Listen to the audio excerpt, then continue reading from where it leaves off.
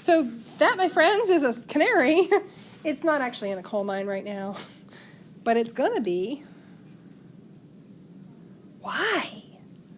Why would you put an innocent little bird in a coal mine? You think? It's like a sign of danger. Oh, you're brilliant. I love it. I love it. So, no, this is science. So miners from about 1900, and I just read this, in the UK, they didn't stop this till 1986, used to carry canaries in cages down into the mines with them. There's a movie, Bird Box, Okay, oh, that's that new movie with the don't look thing, and I'm not going to watch it. I'm not going to do it. Okay, I'm not doing it. Okay, but canaries were taken into coal mines. They were a sign of impending danger. The question is, of what? I mean, okay, let's talk about the dangers in coal mines. Take your pick. Let's see, the whole thing could collapse on you and kill you. There could be an explosion, which are very frequently related, explosions and the whole thing collapsing on you and killing you. And actually, here's a picture. That's actually an Ohio mine. That's in southeast Ohio. This is a side view map of a mine, and it's deep. And, you know, here's a top view map of, I mean, this is a different mine. They're not the same mine. But these are both, the only way that you end up with mine maps online is if there was a disaster, basically. And note that in each of these maps there are, you know, victims here, here, here, and here. So explosions, collapses, all that is danger. There's one that's a little less obvious. Do you know what carbon monoxide is? What is it? It's a gas. Yeah. Colorless. Odorless. It'll kill you dead. First, it'll make your cheeks real rosy, then it'll make you tired and crabby, and then you'll take a nap and you won't wake up. I mean, literally. I just read a thing about a 911 caller who saved a whole family. It was somebody else. It was somebody, the woman was talking and she said something about, because she wasn't on the phone with 911. She was on the phone with somebody and she said, you know, we're all just really tired and really cranky and we're all going to lay down and take a nap. And it was like a neighbor or a cousin, and the woman said, don't take a nap. Get out of the house, call 911. And their house was full of CO. It was her husband, and her toddler. A furnace. Faulty furnaces will leak CO. So CO will kill you. And in these nice, deep underground mines, you can actually get pockets of CO that will accumulate in portions of the mine. What happens to you if you walk into a CO pocket and you're working there? You die. Yeah, you're breathing it in, you die. It's not good. Nothing good happens. This is a very real danger. So, enter the canary. Now we've covered everything we know about coal mines. Let's cover everything we know about canaries. Does anybody have a bird at home? You do? You used to? Okay. Little canary or budgie or parakeet or finch or something? Okay, cool. Okay, little canary, budgie, finch. Ooh, big bird. Okay, cool. Birds are cool. So what do birds do that you can't? Fly. Okay, good. None of you are capable of unassisted human-powered flight? Excellent. They fly, and that requires a whole lot of muscular movement. Have any of you ever run until you were panting? Good. You're young. You should be doing that. Heck, I even do that, and I'm chubby and middle-aged. That is because you are panting because you are working your muscles, and every cell in your body needs oxygen. And at the point where you're going, you have outpaced your lungs' ability to pump oxygen into your blood and get it to your cells. So every cell, every muscle cell in your legs is screaming for oxygen. And your body is compensating by sucking in as much air as you possibly can. Me running, it's not pretty. I do it occasionally, but it's not pretty. It's actually really awful. So you require oxygen, And how do you get oxygen into your lungs to get into your bloodstream? Now, I'm surprised because in the other class, the minute I said that, everybody involuntarily went, it was like they were cute. So you take breaths. You take deep breaths. And when you breathe in, you are able to extract oxygen on the in-breath. You don't get all the oxygen out of that lungful that you just sucked in. You can't get it all. So some of what you breathe out is just air you just breathed in and you're not getting anything out of it. Well, birds have a very special feature. That is a terrible bird, I'm going to tell you right now. But inside their nose... Looks like a weird-looking bird. Well, it's the best I could do. Inside their nose is a special little sac. And if any of you are going off to major in vet, pre-vet, biology, anything where you're going to dissect animals in college, you will dissect pigeons. They are the classic. And if you take zoology here, I don't know, Mrs. Feast doesn't get the pigeons. But you'll look in the nasal passage, there's this extra sac. And birds do this cool thing where when they breathe in, they extract oxygen. And when they breathe out that same air, they can extract oxygen again. So they get a 2-for-1 deal. I don't understand how it works. It's beyond me. But they do this thing. So they actually are pulling more stuff out of the air with every breath than you would be capable of per unit volume, of course, because they have little teeny tiny lungs and we have big juicy lungs. So what that means is that if you walk into a CO pocket with a canary, the canary is basically breathing twice as much of the air in, sort of breathing twice for every breath. Canaries drop dead before you do. So you keep your canary near you. And if you see your canary go thunk, what do? Run. Get out. Yes, run. You get out because you're in a place where there is not sufficient oxygen for that canary. It wasn't, like I said, until the 80s that they discontinued the use of canaries, at least in Britain. And I don't know, somebody could look up how late they used canaries in the U.S. But, I mean, this was common. And the expression canary in a coal mine comes from this. I mean, there were literal canaries in literal coal mines. Now we use it as a metaphor. And Skylar, you said it's a metaphor for hidden danger. It's danger that you can't perceive yet. It's not hurting you yet. It will, but it's not yet. I like smoking. I left my nonstick pan that I cooked the eggs in the other day in the room where I washed it. Those of you who have birds or have had birds, you know about heating nonstick pans? It can kill your bird. A friend of mine had budgies for years when we were in college. Cute little parakeets, whatever they're called. I don't know. They were cute. They were blue. Our canary outside. Or outside the kitchen. Yeah. Not in the kitchen.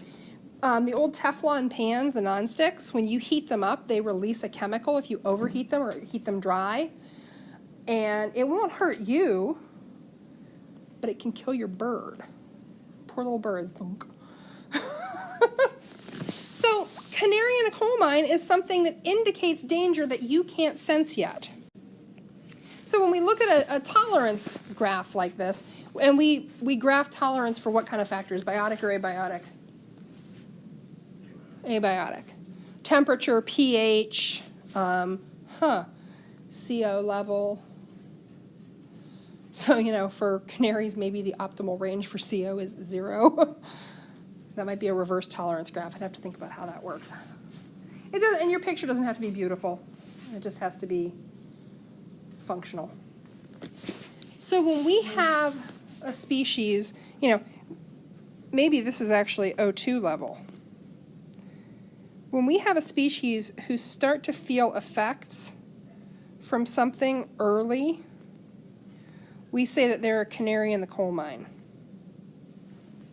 They're more sensitive than we are. So now I'd like to introduce you to my next friend. So this is my friend the Hellbender, also called the snot otter, which is just a fantastic name. Also called, if you're being all scientific, Cryptobranchus allegensis.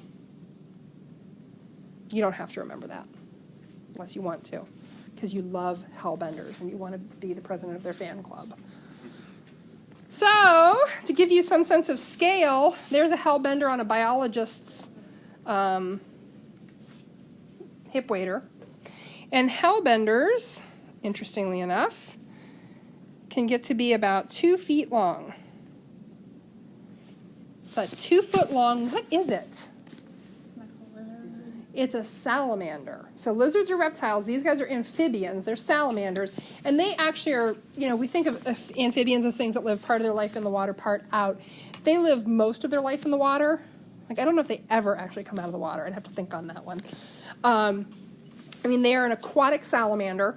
They are one of 2 species on the entire planet, people. There are 2 species of giant salamander on the entire planet. One of them is Cryptobranchus allegensis. The other is Cryptobranchus sinensis. And you know how special you are? That right there is the Hellbender's range, the Cryptobranchus allegensis. The Appalachians? Columbiana County? We have Hellbender Bluff Park, easy for me to say, down the road here, named because there are hellbenders in the creek around here. Now, they are amazing and vicious predators if you happen to be under about 3 inches long and you live in the creek. That is a hellbender eating a crayfish whole, which again I would probably pay my pinky toe to see. I wouldn't give up my foot, but I'd give up my pinky toe to see that. There is a fantastic picture I found when I was looking for pictures of hellbenders, of a hellbender eating a snake. This is a hellbender eating a water snake. They are vicious. They are awesome. And they are in the creek. They're under big rocks. They're under giant rocks. They spawn in the creek. They live in the creek. Don't go flipping over the biggest rocks because they're also really super sensitive. I'm going to tell you, because it's story time. I'm going to tell you a little story about Mill Creek Park. We've been talking about Mill Creek Park. Has anybody ever seen a picture of that place? Good. Lanterman's Mill. It is beautiful, though I think people take too many pictures of Lanterman's Mill, and I once suggested that at the Canfield Fair, the fine arts building with the pictures, they needed to take all the pictures of Lanterman's Mill, put them in a special barn all by themselves, and then light it on fire. Because there are just too many pictures of Lanterman's Mill. I get that it's pretty. Stop taking pictures of it. It's been done. So that's Lanterman's Mill, and right there, below Lanterman's Mill, that's Lanterman's Falls. And I happen to know the guy who was the naturalist at Mill Creek from 56 to like 1970 something. Bill Whitehouse, awesome old guy, knows more about nature has forgotten more about nature than I've ever known. Just awesome, cool guy, and he could take you out and show you anything. And this was like the old naturalists. He wore the park ranger hat and stuff. And Bill's office was there in Lanterman's Mill. That's where the naturalists used to be headquartered. It was before they had the nature center in Mill Creek. So Bill talked about in the 1950s when he was a new ranger there, watching, especially in the pools below the falls, watching hellbenders spawn. Spawn means mate. Most of you knew that, but I thought I'd clarify. So they get their name, hellbenders. Oh my God, this is so cool. This is like salamander porn. They wrap themselves in circles around one another. They twist their bodies around. Even weirder, because they're flipping through the water while they're doing this. And they're amphibians, so they do reproduce sexually. Males do produce sperm, which is transferred to females, but amphibians don't have penises. So they kind of have to pass it off like a football. It's kind of weird.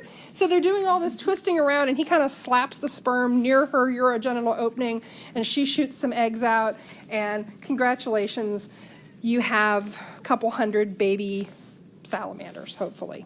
Would watch them doing this in the pools under the falls.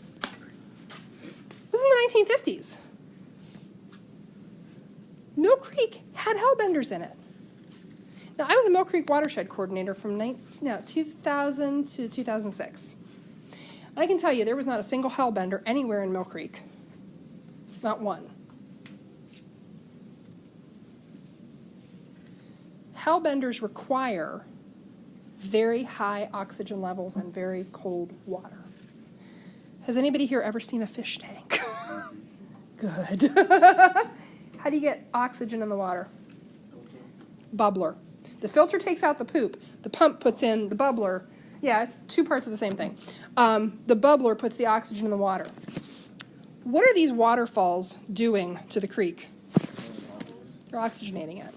So where you've got waterfalls, where you've got rapids, where you've got lots of white foamy water, you've got high oxygen levels. It's fantastic Hellbender habitat. By probably the mid-60s, there wasn't a Hellbender left in Mill Creek. What happened? What the heck happened? Now, they are super sensitive to oxygen levels. I apologize. It's the best poop emoji I can do. So let's talk about feces. Everybody does it. Huh? Let's not? Aren't you? Oh, yeah, let's talk about poop, baby. Right. Exactly. I put that to more things in my head than you would imagine. So what does poop have to do with no Hellbenders?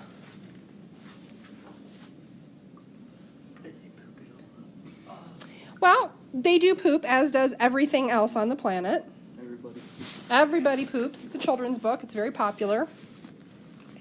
When we put poop into water, it's a good fertilizer. And it promotes the growth of all these beautiful little green plants and algae. Well, actually, they put oxygen in the water. That's okay. No, good, good, good. You know there's a connection to oxygen. Well, kids, algae are born and algae die. And when they die, they sink to the bottom. Do they stay there forever? Poor little dead algae? No, of course not. How do we get rid of dead stuff?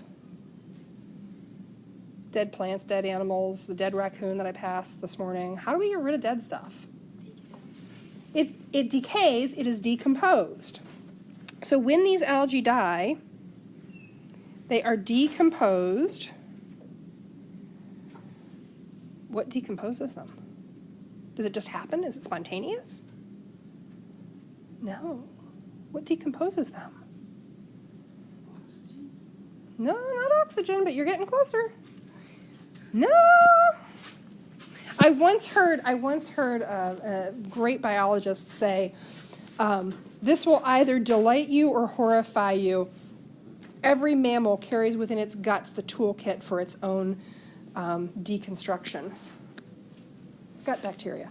Bacteria do this decomposing work. So decomposed by decomposing bacteria, decomposers. Is that why a pumpkin decays? Yep, bacterial decomposition. Absolutely. Everything, bacterial decomposition. Dead raccoon on the side of the road starts to swell up as its temperature changes, and the bacteria in the gut go to work breaking down all the tissues. They were kept in check the whole time it was alive. Boom, conditions change. They break it down, they eat it, they have a party, and they leave the bones on the side of the road. It's kind of stinky for a while. Those decomposing bacteria, guess what they need? Okay, now's your time. I said water and oxygen, so it's one of them. Oxygen. They need oxygen. And they suck oxygen right out of the water, and O2 levels drop tremendously. And what we have is deoxygenated water. So deoxygenated, in fact, that even these beautiful waterfalls can't put enough oxygen back in to support Hellbenders. How did the poop get in the water?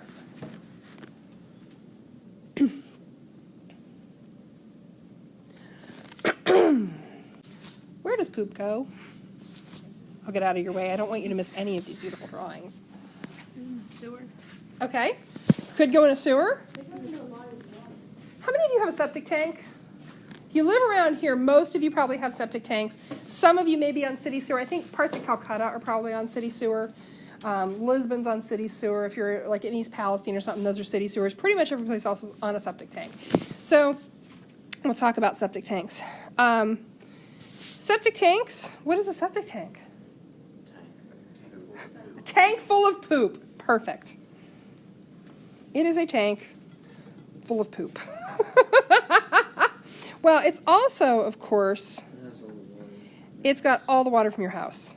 So we talk about black water and gray water. Black water is water that we know there's poop in. Gray water is water that there might be poop in. So, is there definitely poop in the water that came through your washing machine? Not necessarily, but if you're washing little kid underwear, there's probably a few flecks. Is there poop in the water that goes down your shower? Again, not necessarily, but if you washed your butt, there might be. So if you're like we did cloth diapers with my daughter, we hosed out poop and, those diapers, we hosed most of it down the toilet, but those diapers got washed in the washing machine. That's gray water. But it all has to go to your septic tank. So what happens in the septic tank? All the water gets filtered out and solids stuff. Okay, so the idea is that the solids sink to the bottom and the liquid, well, I guess we could color it yellow, but it's really not all yellow. The liquid floats on the top and floats out here, and then a lot of that liquid shouldn't have any poop in it.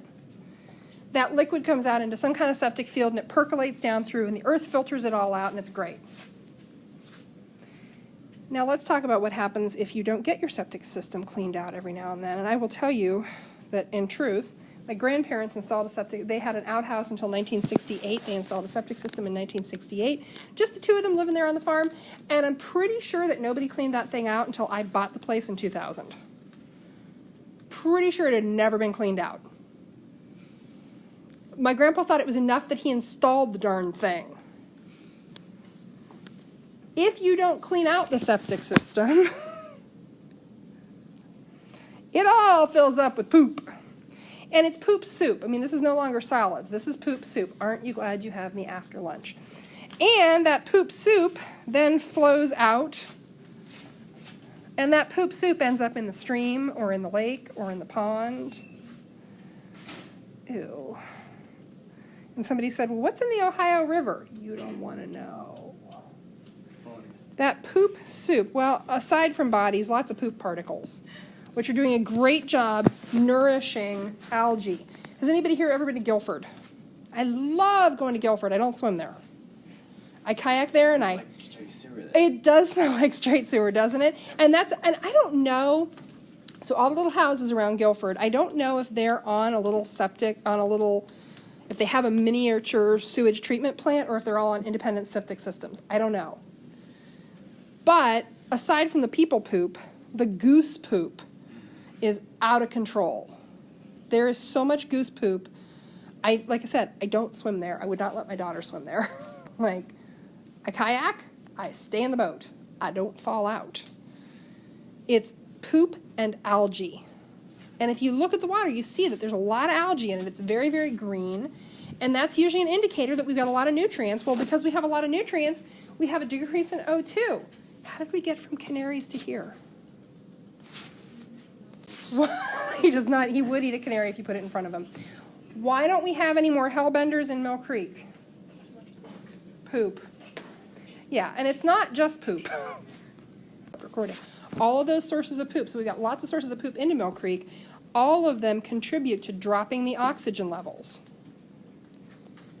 Now here's my big question for you. When the oxygen levels drop, what are the Hellbenders' options? Can they pick up and get in a car and drive to another creek? No. They could swim to the Mahoning River. Well, that would put them in worse shape. It's downstream. It's receiving all the poop from Mill Creek. They die. So let's think back to our tolerance curve. Here, individuals are growing, thriving, reproducing. Everything is good. Populations are growing. Here, what shuts down? What's the first thing to go? Your appendages. Well, yeah, we're talking about blood flow. You're right. First thing to go? Reproduction.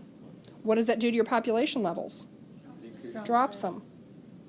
Well, the next thing that happens is actual individuals are no longer capable of growing. Do you have to get to the red zone to make a population disappear? No. All you have to do is get into that zone of physiological stress and stay there, and your population will drop. If we're not talking something like oxygen, and this is one of the slides from your notes, so you will want to fill this in.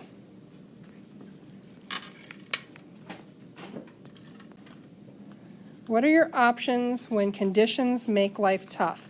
Well, you can go dormant. You can go into dormancy. That's a seasonal period, and the fill-in word is inactivity. Seasonal period of inactivity. Does that help you when oxygen levels are low? Not really. Well, difficult. You can go dormant. Groundhogs and bears do this. Groundhogs and bears do this. They go inactive because what conditions are making life difficult for them? Not enough calories all winter. Will oxygen levels magically come back in the spring? No, there's still poop in the creek. So inactivity is not going to work. You could migrate. Birds do this. They go south where there's food, there's abundant food. They come back when the food's here. Will that help with something like low oxygen in the creek? Again, no, because you can't come back. Now, you could migrate permanently. If they could swim downstream to a river or a stream that had high oxygen levels, that would help. Migration is seasonal movement, would be your next fill-in, to a place where conditions are more favorable. If you could get someplace where oxygen was better, fine, but oxygen is one of those things that you can't live for seconds without. It's not like food where if you store up enough fat over the summer, you can make it a couple months sleeping it off underground. It doesn't work that way with oxygen. I would love to hibernate. I would so accept the challenge of packing on as much fat as humanly possible and then go sleep in a cave for 3 months. I don't know about all that. I'd rather sleep in my bed. Well, I'm imagining like a memory foam mattress in my cave. But, I don't know about your cave. My cave's going to be very cozy. Okay, well, you need to be in a cave so that the temperatures are decreased and there's no light. Let me have my little dormancy narrative. Okay. What is an indicator species? An indicator species is a canary in a coal mine. It's a species that we show changes in before we know there's a problem. Hellbenders are an indicator species. As water quality diminishes, as oxygen levels drop, hellbenders disappear. They're gone. There are other indicator species. Go ahead and get out your worksheet on the steelhead trout. Some of you have it out in front of you. That last question, what's an indicator species? You get to get a second chance at answering that based on our conversation. That's sort of your exit ticket. And I'll give you the points back for it. You can leave your old answer, just put a line through it unless you took the whole thing. Or you can get a clean copy if you need.